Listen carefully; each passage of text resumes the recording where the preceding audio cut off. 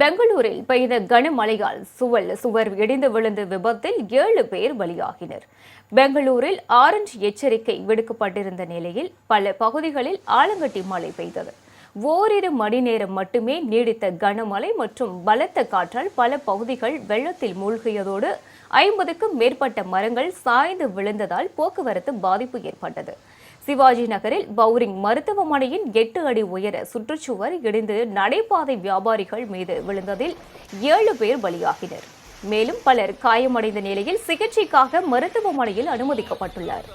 தகவல் அறிந்த முதலமைச்சர் சித்தராமையா விபத்தில் உயிரிழந்தோரின் குடும்பங்களுக்கு 5 லட்சம் ரூபாய் இழப்பீடு வழங்க உத்தரவிட்டார்.